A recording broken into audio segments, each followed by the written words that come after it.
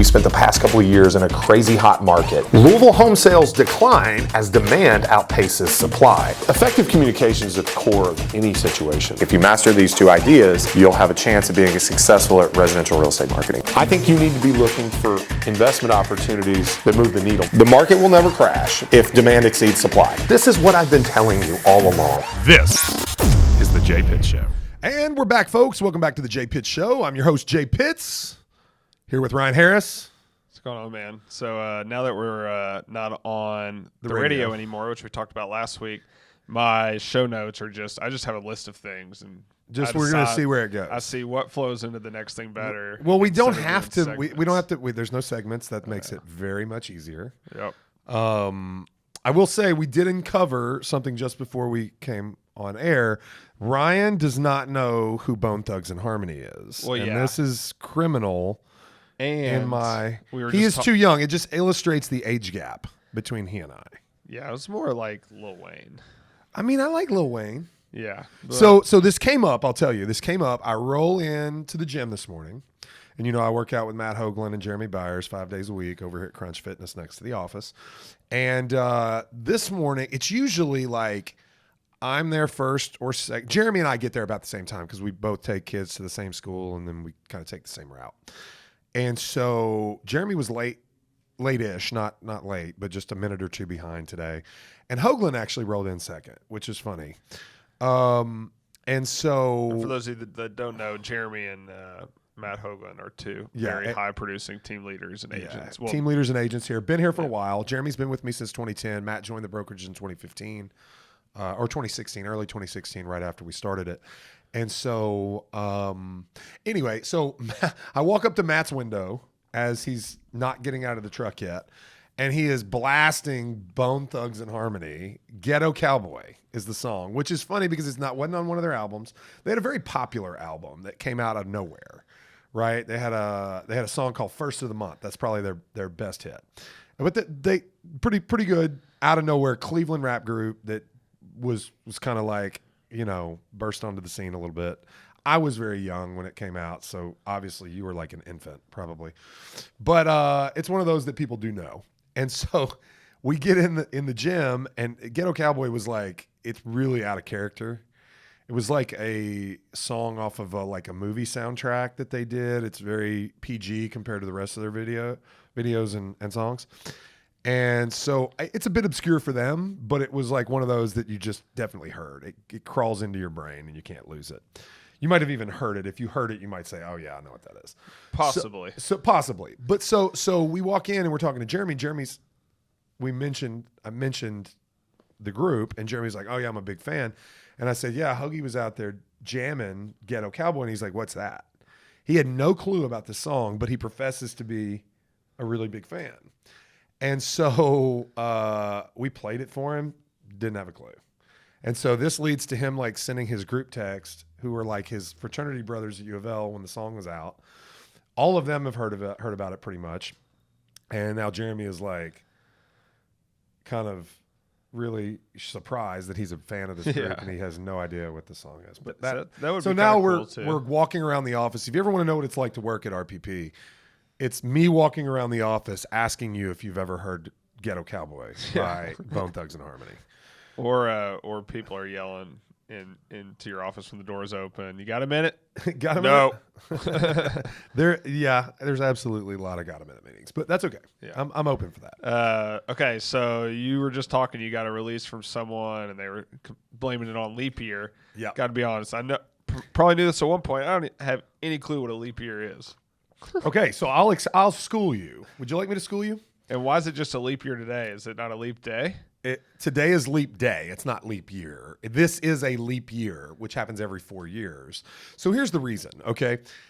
Scientifically speaking, okay, the Earth takes 365 and 1/4 days. So 365 days and 6 hours to circle the sun.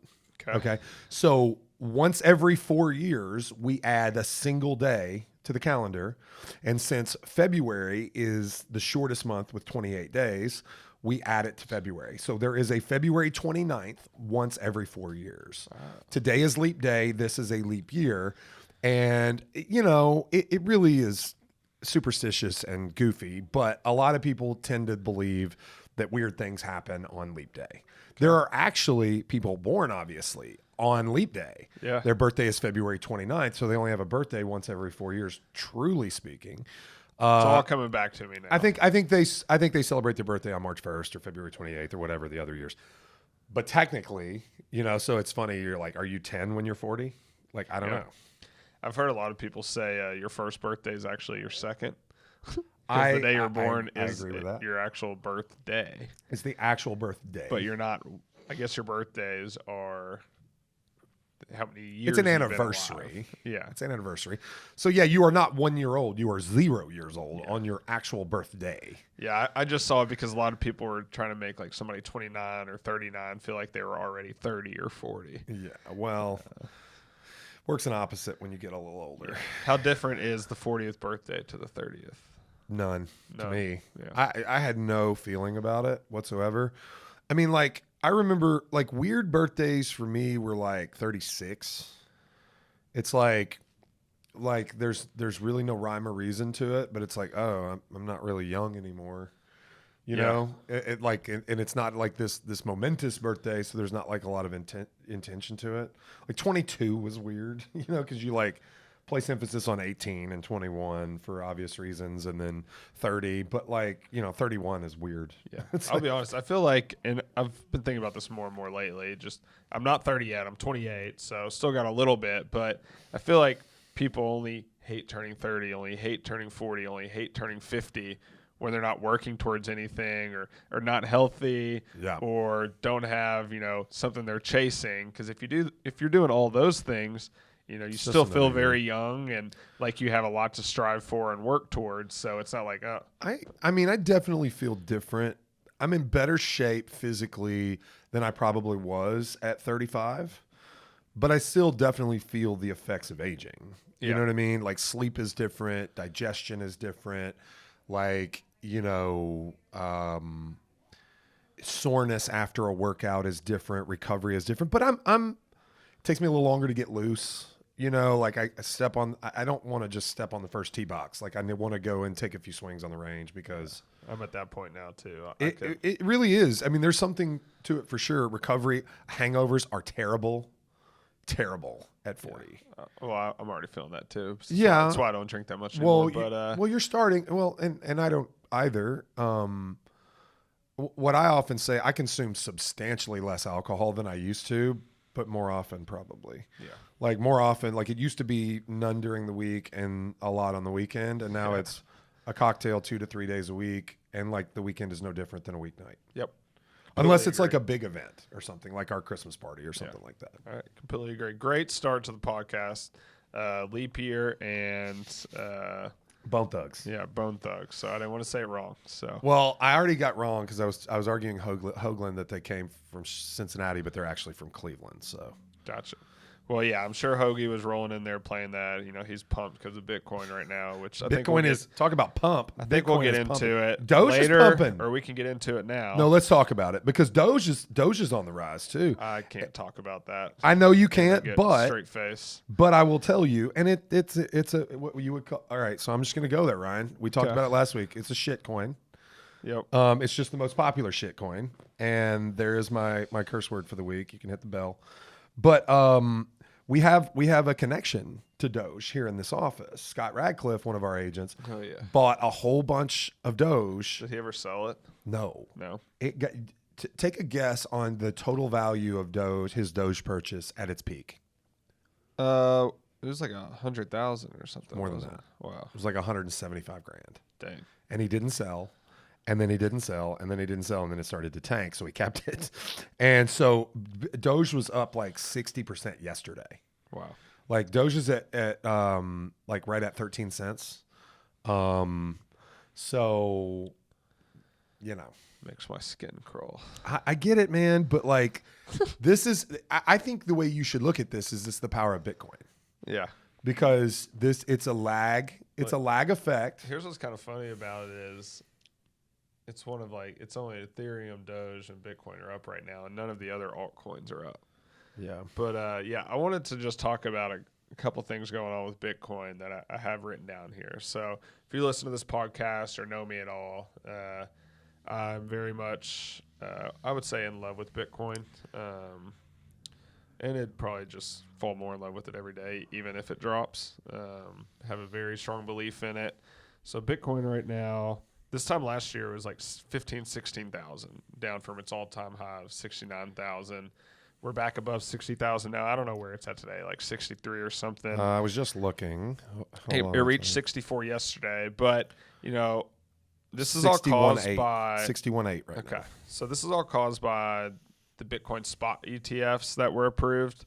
So for those of you who don't know, spot ETF, you can basically buy a share of the ETF. One share costs the price of a Bitcoin, and it tracks Bitcoin's price. And you're basically just trusting these companies to store your Bitcoin and keep it safe for you. You actually don't own it. You're basically just trading the price. This gives institutional investors the first chance to really get involved. So last 2 days, yesterday, through all Bitcoin ETFs, there were over 10,000 Bitcoins purchased. Only 900 are produced a day right now. Today. So you're transacting 10x the amount produced daily. That was actually 2 days ago. Yesterday, over 11,000 Bitcoin were bought by ETFs. But those are serious. But those are serious. I mean, that's based on the fact that it was just approved. Yeah. Like that should mellow, right? Well, I mean, it's been 2 months. So BlackRock ETF now has over 8 billion active under management in under 2 months for their Bitcoin ETF. And they're now suggesting in letters to a lot of their clients a 28% allocation to the Bitcoin ETF, which is absolutely insane. So what does that? So where does that take us? Where does that take it? Like, what does that push to Supplies potentially? So supply's less. I mean, demand's up, obviously, but so here's what I'm getting into. Have we missed the last opportunity to buy Bitcoin at? I don't know. 18 to 20? I mean, crazy things happen. I don't think you'll see it below 40 again. Well, I mean, that's what they said when it was at 60 before.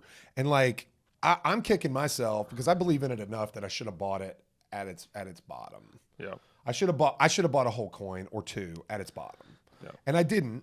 And I keep, I don't believe in it to the level that you do, but like the volatility, it seems quite obvious.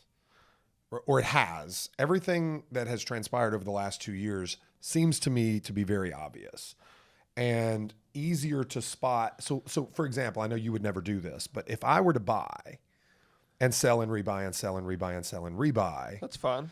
Okay, and like dollar cost average with some day trade type behavior, it seems like a fortune could be made doing that. You know what I mean? Buy at 20, sell at 60, buy back at 40, sell at 80. You know what I mean? Yeah. I don't know. I'm just, it just seems like there's an arbitrage there that could really be profitable. So BlackRock, though, now owns over 151,000 Bitcoin. BlackRock. JP Morgan is about to start an ETF now. That's and Michael kind Saylor of been crapping on it the whole time. And this would also be, so Bitcoin's not at its all-time high yet, but the halving's coming up in about a month or two. And it would be the first time Bitcoin's had an all-time high before the halving, where the supply that could be mined every day is cut in half. So you cut the supply in half just right there. So what's going to happen at the halving? You think price is going to run at the halving?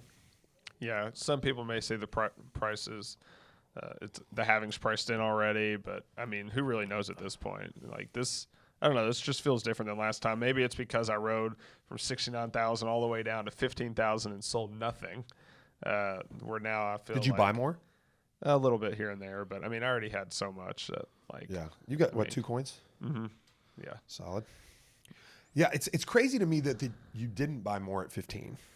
I think it was a little different place then. Like it working. Absolutely. Well, I'm saying personally, working the startup I had, and my income was less. Took an income cut to work on that then. For sure. So I don't know. There were certain things going on.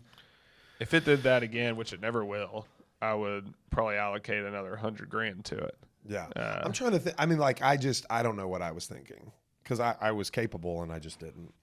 You were buying real estate at the time. I remember. I think you bought like 10 houses or something. I bought a lot of houses, which looks turned like out pretty good too. Like a really good decision too. Yeah. And that's really the challenge for me is, but now it seems like the winds have changed. So great, transition to something I know you want to talk about, which is the DOJ opinion. Yeah, let's get into that. But as a caveat to that, Ryan, you certainly remember, and to a large extent, there's still Bitcoin hawks, or not hawks, but bears would still have you believe that Bitcoin is the devil and it's the end of the financial system as we know it, and it's a means for empowering drug dealers and ne'er-do-wells, right? Talk to Nancy Pelosi about that. But like the crazy thing, it's true. The crazy thing is, it seems like real estate investors are now drawing the ire of, at least the political left, right? Where you're getting blamed for the lack of supply because you're hoarding single family residences. There are actually proposed legislation in certain states, Illinois being one of them, where real estate investors would be forced, if this were to pass, which it has a very slim chance, it probably will never pass, but real estate investors would be forced to divest of all of their real estate holdings save for one primary residence. If you don't own apartments, you own single family houses, you would be required to sell all of them. It's proposed legislation in the state of Illinois. I believe it's Illinois. And, here's the thing. I own a lot of houses. Like, I'm trying to look into my crystal ball and ask myself, in 30 years, will real estate investors be viewed as the enemy?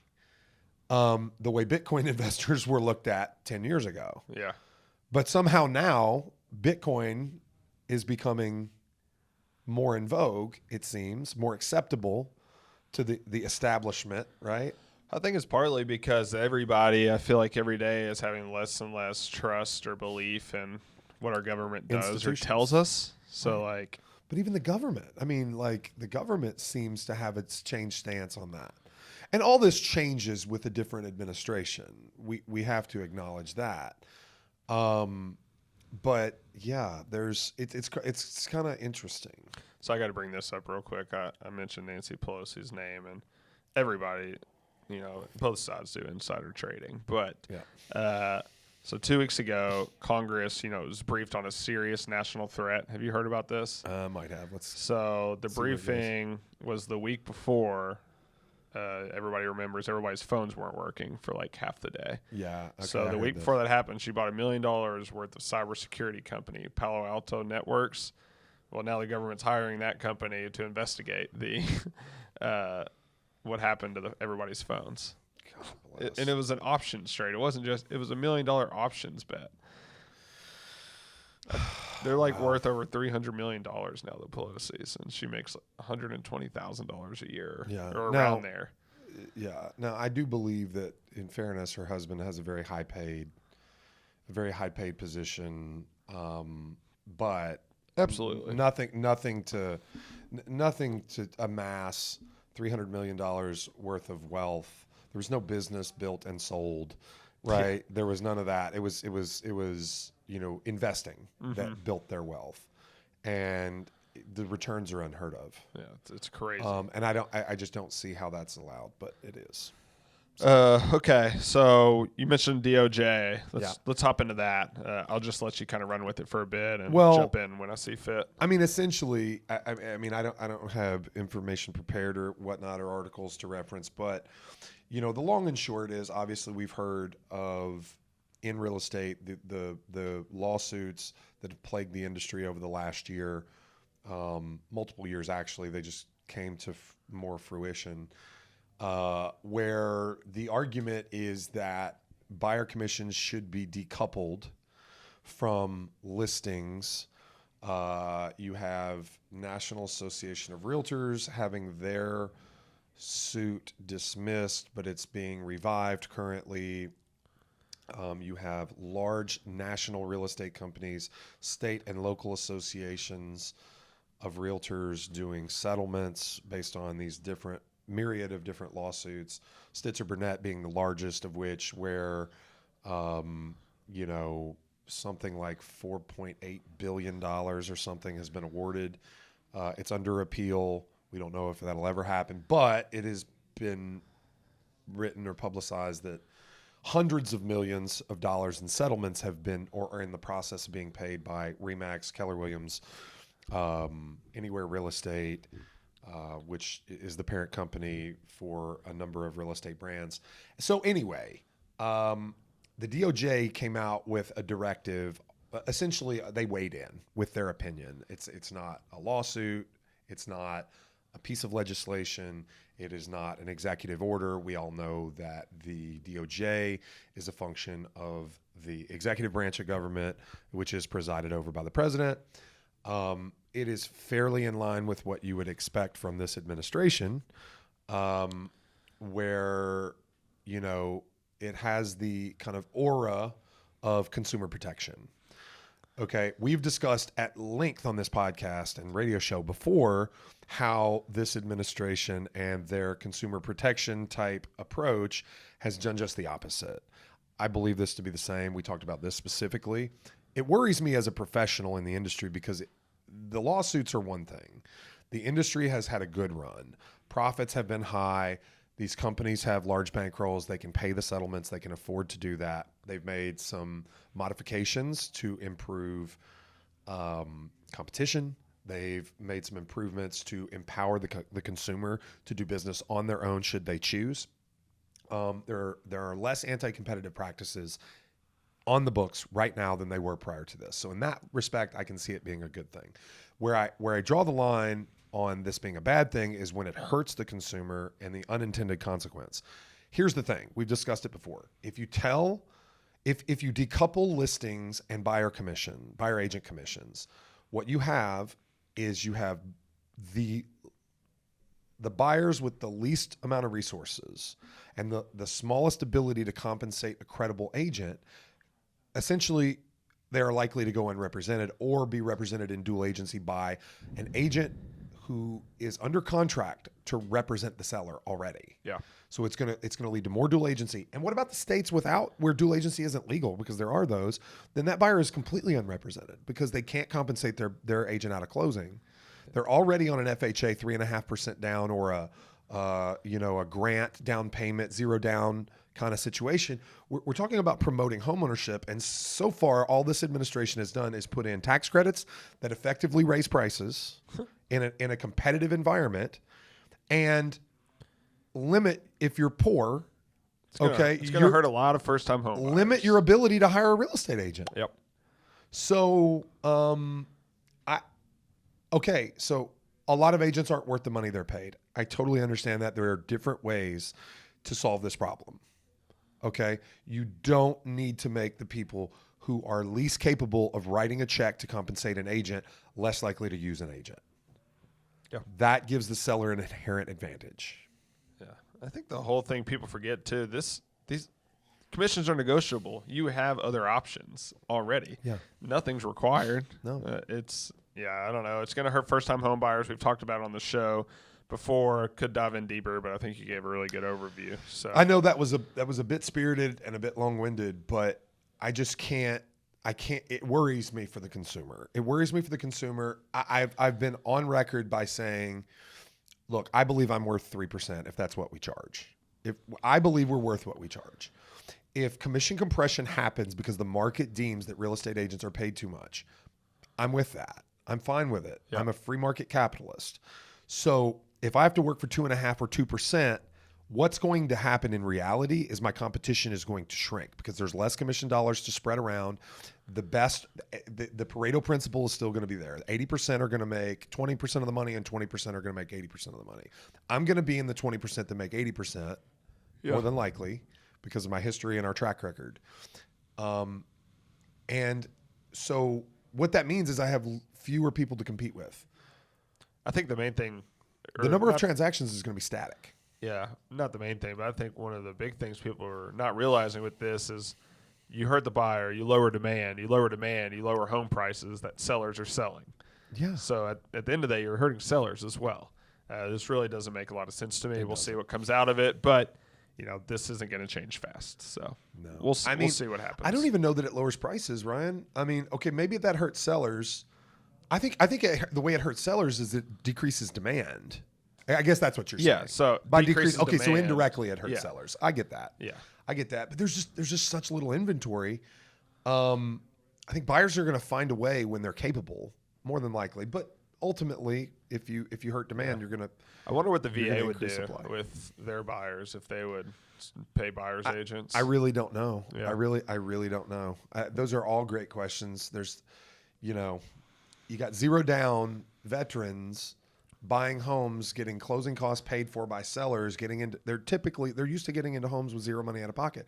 And now they buy a $400,000 house. They've got to come up right with, a buy side commission that's, 4 digits. They don't have that money. Yeah.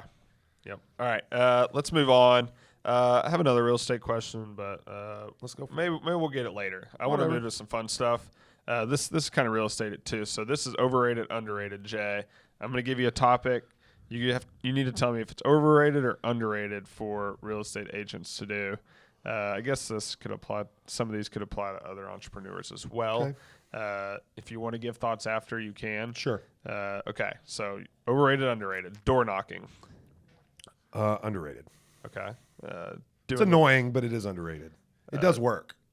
Doing a podcast Probably overrated. for most. For most, because most of them I think are bad. I don't think ours is bad. Just to be fair, though, I mean, you don't get a ton of listens. Well, and It's really hard to get a substantial following to a podcast. Sure. I'm very fortunate that I have 100 real estate agents in this office that seem to care about what I have to say, what we have to say on this. And so we get a lot of listening. That's why our content tends to trend toward real estate agent conversations rather than consumer. Yeah, I think it's definitely overrated if you don't post clips from it. The video clips that that Hannah pulls and puts on socials does have a humongous benefit with respect to like brand building. It's definitely something I need to do better at because I have these whole podcasts where I have access. I need to start pulling more clips myself. Definitely makes it, more not overrated. It's Okay, so let's YouTube. How so? Like video tours, like no, just like day in your ads. lives. That's underrated because people care. So they're buying your service, which means they're buying you. People care, and actually asked Hannah if we should do a day in the life today, and then I haven't shot any clips. So oops. Well, I'm talking like long form, like 10-minute, 15-minute long. Here's what I did this week or today. I think it's underrated because people want to see, they want to know. Real estate is one of those careers where I think everyone has an opinion. Yeah. A lot of people aspire or wish circumstances in their lives were different to where they could have a self-employed job where they could do what we do. Mm-hmm. In a lot of ways, it draws a lot of people into the industry. There's even more that are voyeuristic about it. Yep. That's why those shows are really popular on cable. I think that's underrated.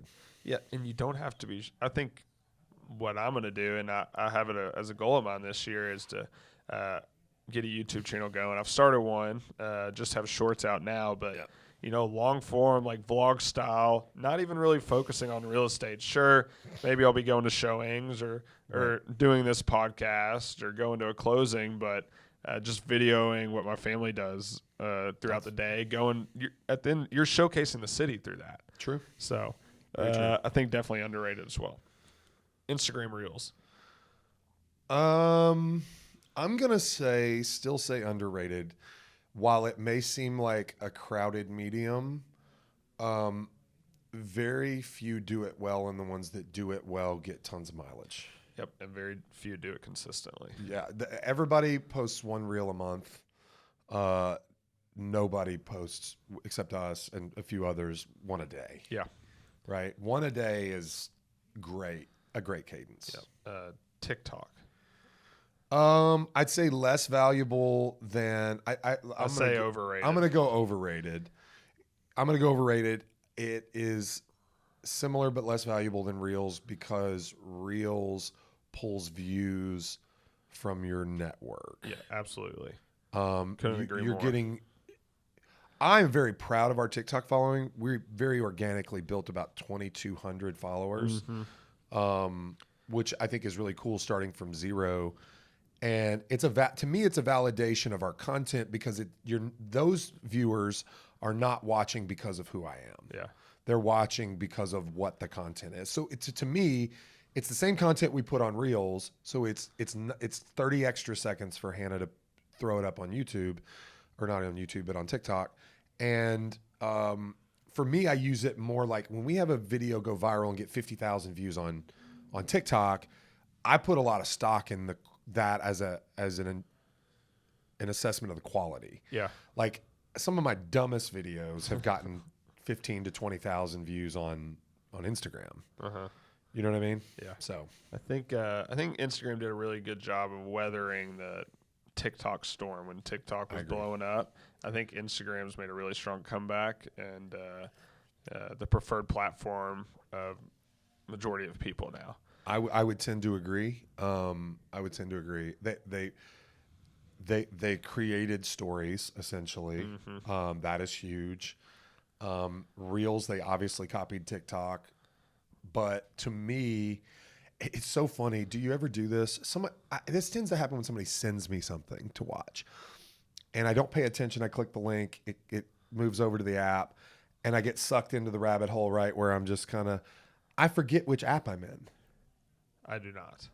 I forget which app I'm in after a couple videos because the content is so similar. I can see it. You know what I mean? I definitely scroll more on TikTok. They've made Reels.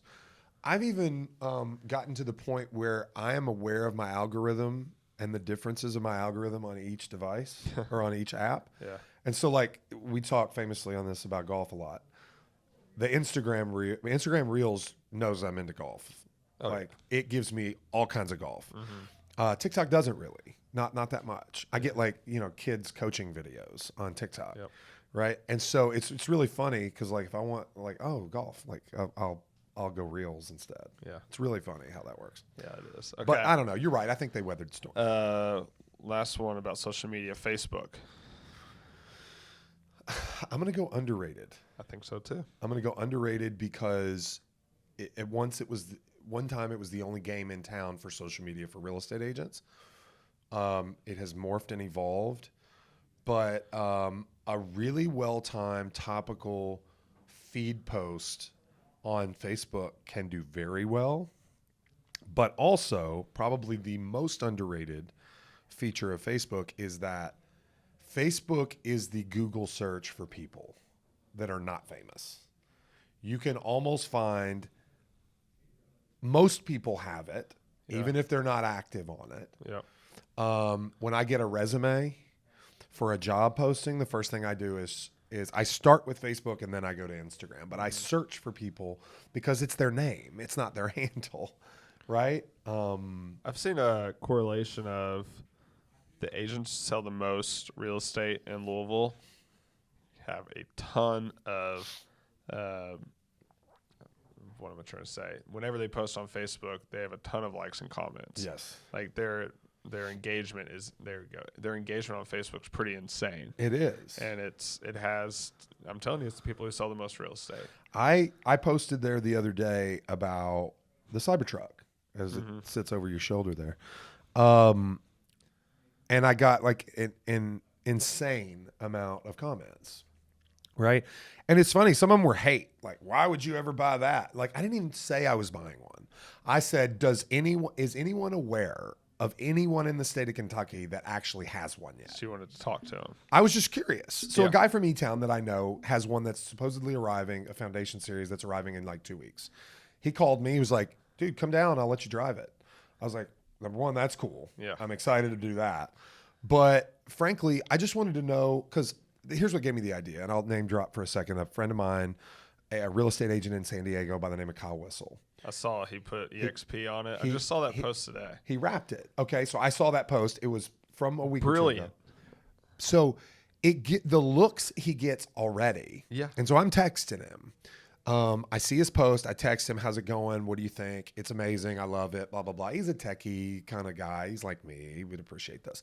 He's a little more flashy, right? So I feel like I might be a little weirded out just like driving the raw gray, Cybertruck around, like with all, like pull up to a stoplight and everybody is looking. You drive through Barstown Road and everybody's going to be craning their neck at you. Yeah. Like that's not me. That's not who I am. I'm not a look at me kind of guy. But like you wrap it and put your business on it and everybody's like, oh. You're known as the real estate agent who owns it. Who owns the Let's call Cybertruck. that guy. Well, and he did that, right? And it makes sense. And his rap looks cool. Yeah, I saw it. It's pretty sick. It's pretty sick rap. So anyway, I'm just wondering, does anybody have that already? Like, is anybody even capable of doing that? I don't think anyone is. Somebody told me they saw one in Bowling Green. It's probably somebody from Nashville. Yeah. I don't know that there are any owners in the state of Kentucky yet that have done So it. I got a couple things with the Tesla Cybertruck. Did you see the first one auctioned off? 244,000. Yeah, crazy. Which the Foundation Series is 120. Yeah. Which is nuts. You know what's even more nuts to me? And this is like going back to, remember when we talked about Barstool and his deal?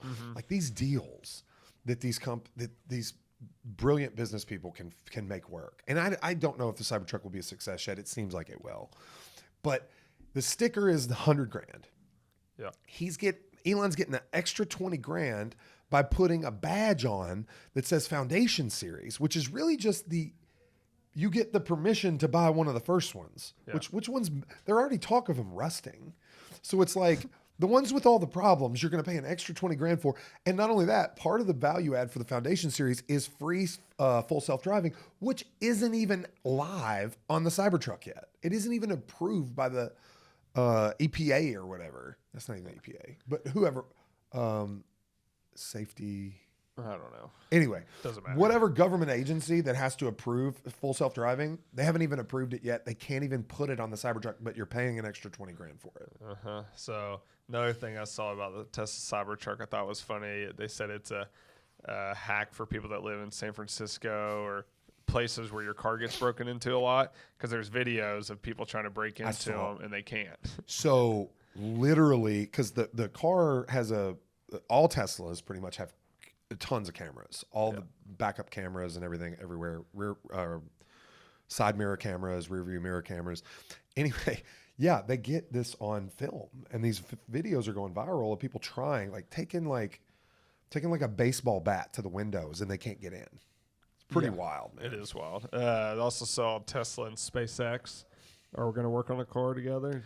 So It's going to go 0 to 60 in 1 second. So did you see Elon? I think that's the Roadster. Yeah, that they're talking about, because he tweeted about that. He X'd about it. We talked about that. He tweeted about it, saying that the Roadster took a giant leap forward today, and it's gonna when realized, it's gonna be more than we could have ever imagined, or something like that. Something crazy. Genius marketing. Hyperbole is he's what he's best at. Yep. Okay, let's move on. Buyer letters. Overrated, underrated. Overrated. Yep. Absolutely overrated. Not to mention that they can I was going to say illegal. not to mention when done wrong, they can be illegal. I think they're always wrong. Discriminatory. So, calling expireds. Underrated. Calling FSBOs. Hold on. Actually, we can combine these. Both underrated. Here's the reason, and I think this bears explaining. And I actually talked about this so we had a couple of agents in our office randomly yesterday afternoon. They're from California. They moved here recently. Veteran real estate agents. They're looking for a home. They had driven by and seen our video board outside 20 times. Her and her daughter were on their way to Sam's Club to shop. Both daughter is like a 12-year veteran. The mom is like a 30-year veteran real estate agent in California with the same firm. Pop in. Hey, is the broker here? We'd like to meet. Just sit down and chat for 5 minutes. Said they've been meaning to stop by because they see the video board every time they drive by. And then we're just like, okay, finally, we're going to do it. We're talking about this very topic. She called expired. She called FSBOs. She made a great point. The point being that the exhibition of intent is the greatest thing you need to identify a potential prospect in our industry. And both for sale by owners and expireds have exhibited that intent. Yeah. They want to sell. What are we short of? Inventory. Yep. Okay. These people have said, I want to sell my house. It is a listing. Okay. It is a listing for somebody. Okay. And also with expireds, you can take it the next step, certainly, and maybe the same with FSBOs, depending on how long it's been on the market, but they have been unsuccessful. Mm-hmm. Okay. If you're good at asking questions, they'll tell you exactly what's important to them. And that is a cheat code beyond all cheat codes when it comes to talking to a prospective seller. And why don't people do it? Because it's a little uncomfortable. Yeah. And that's it. Because you run the risk of being branded either, an annoying realtor or the same as the terrible agent that didn't get the job done. Mm-hmm. Any good salesman can overcome that. Yep. And it's just great practice talking. Unbelievable practice. Okay. So this is, you'll see how does this fit in working out. Completely underrated. Yeah. I also see a correlation, not always, but the agents who sell the most real estate are also the agents most focused on their health and energy and how they're feeling throughout the day. Absolutely. There was a time in my life where I thought I was very successful because I focused so much on work. Mm-hmm. And the level of success that I have achieved since, I stopped focusing on how hard I worked and started focusing on how much I take care of myself. It absolutely proves that point. Yeah, I think now maybe it's circumstantial, Ryan. Maybe.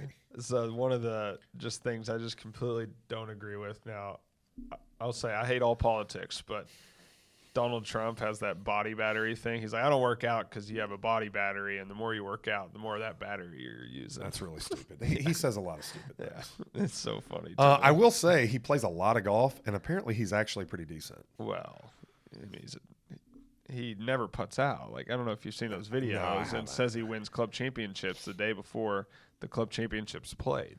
So he's at a his liar. course. Yes. Which he is a liar. He's like, but still, he's 75 years old, and they say he drives the ball like.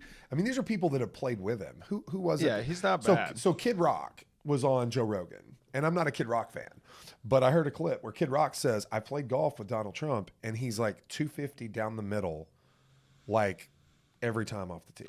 And like that in and of itself, to me, he's not a small man. Yeah. So he ought to be able to hit the ball 250 yards. But at 75 years old, yeah, people exaggerate. I doubt it's 250. But there you go. Okay, I shit on Nancy Pelosi and now Donald Trump. Yeah, so yeah, shit get on over both. it.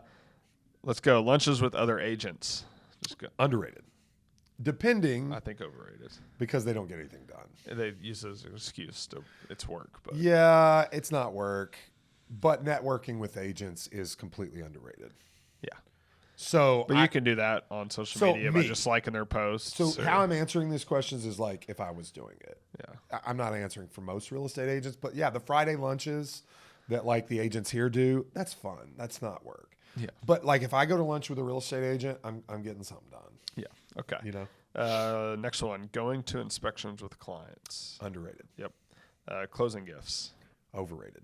Agree. Zillow.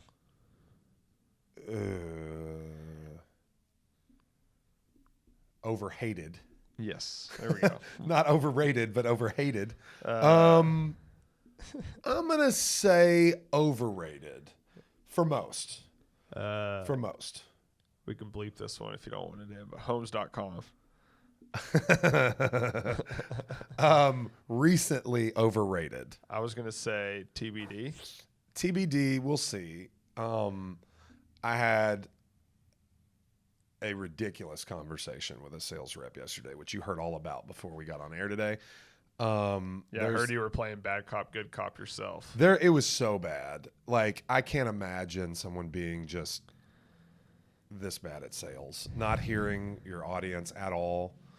I mean, like, to tell me that after spending $35 million on Super Bowl advertising and countless other millions probably on this reset, they're 2 weeks in, they're number 2 in traffic, which I believe, and that's phenomenal. That's great. But asking me to judge the health of a company on the best 2 years in the company, or best 2 weeks in the company's history from the next year, for charging me more to advertise with you because I'm successful. You're not giving me more. You're charging me more because I'm better at this than the other agents that you're selling to.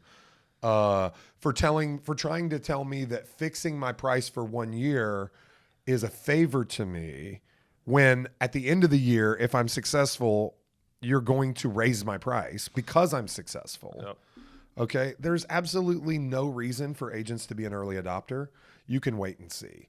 I've gotten 20 leads from them in the past month, and not a one of them is worth anything. Yeah. Okay. So it's just, again, remains to be seen. Homes.com is an amazing domain. Okay. So it's better than Zillow. It actually means homes. Yeah. Right. Homes.com, they're owned by a very successful company in CoStar.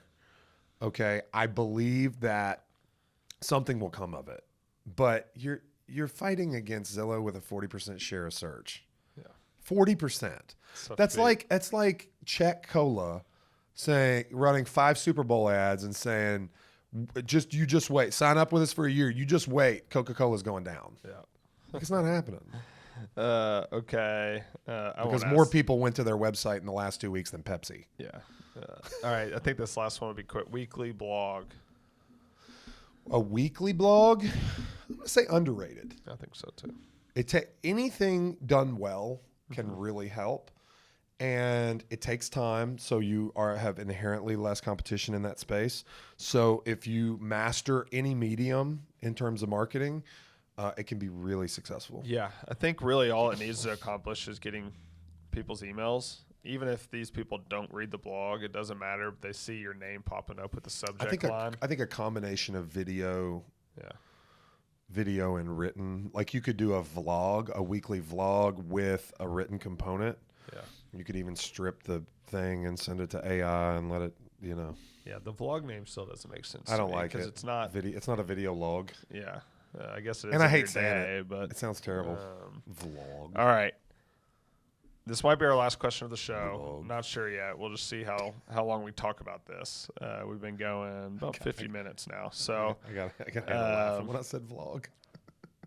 I think it's a good question right here. I don't know what made me think of it. Okay. Jay, would you rather, for Louisville Cardinals, win a football national championship or a basketball national championship in the next 5 years? Football. Yeah, Yeah. I think so too. Here's why. The experience of going to Cardinal Stadium and watching a football game outdoors, tailgating once a week or once every 5 times, 6 times a season, to me is greater than 13, 14 games at the Yum Center over the course of a season. The NCAA tournament is amazing. I have watched U of L win a national title in basketball. In 2013. I was there for that. I've obviously never seen that in football because we've never been there.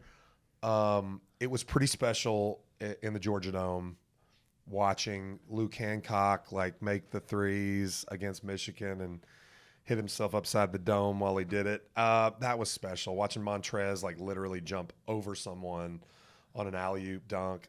All amazing stuff. I just want to see football, man. Yeah. Football, and we're such an underdog there. Yeah. Well, we are basketball now too. Well, this is true. So the scoop is over 20 different sports agents have contacted U of L about a potential vacancy. Some new names are It better not be emerging. Potential. Better be a certain vacancy. It just hasn't happened yet. Will Wade is an interesting new name. Have you heard of Will Wade? Formerly at LSU, had some allegations left. May is the way, Dusty May. That's what I want. I don't know about that. Seriously, who's your pick? Is that who it is? You're You're not a muss or a beard guy? I don't mind that. I think Dusty May he's done a lot with not much at FAU. Yeah. I mean, that's certainly possible. Small buyout, probably. I'd love to see what he could do with Louisville's budget and facilities, and he's a younger guy, and we could be finding the next greatest coach of all time. That's the way I look at it. Will Wade's pretty young, too. Yeah. Will Wade's younger than me. So, I don't know how young. How young is May? Probably around your age. 40-ish. Yeah, man, I don't know. I think my favorite is Beard. Obviously, he has checkered past. If you count allegations, which that's the whole thing, he has, domestic abuse allegations, which were dropped, but I don't think you can just take that because like he had a morality clause in his contract, and if he gets fired for cause based on morality, then they don't pay him his buyout, and like his buyout is probably what his wife got a portion of in their divorce settlement. So like you're basically asking her to say, like it's very easy to see that she could have dropped so that it didn't cost both of them. Yeah. So I don't know. I'm not saying I don't believe. I mean, but she dropped the allegations. Is what happens. The charges got dropped. It's tough. I don't know. But Beard is fiery, and That's just what I want. I would really love Rick Pitino. I would too. You know, there's talk. I tweeted about that. There's talk of Richard. A Louisville fan went to St. John's game the other day. Did you see that picture? Yeah. They Rick's give him a high five in the legend, tunnel, and he was smiling. Yeah. What about Richard Pitino? What do you think? Nah, not done enough. Nope, he's been enough places and tried enough where not done enough. Hasn't done anything. All right, let's actually end with one more thing. California's $20 minimum wage law. I wanted to ask you about this. Did you see it? Yes. Did you see the controversy around it? No, probably not. So there is a controversy. California's new $20 minimum wage law exempts restaurants that bake and sell bread where bread is defined to exclude bagels and croissants. This only benefits Panera Bread. And Panera Bread so Gavin Newsom has a mega donor who owns over 24 Panera Breads. And Newsom says it's nothing going on there. Like, of course he did. Yeah. So it only benefits Panera Bread out of every restaurant in California. It's not even Panera Bread corporate. It's like their franchisee that owns the separate restaurants. This is so politics to a T. Yeah, I saw a very funny parody video of it. But I mean, it's like going back to COVID when, Lowe's and Home Depot and Kroger were allowed to stay open. I mean, come on. Yeah.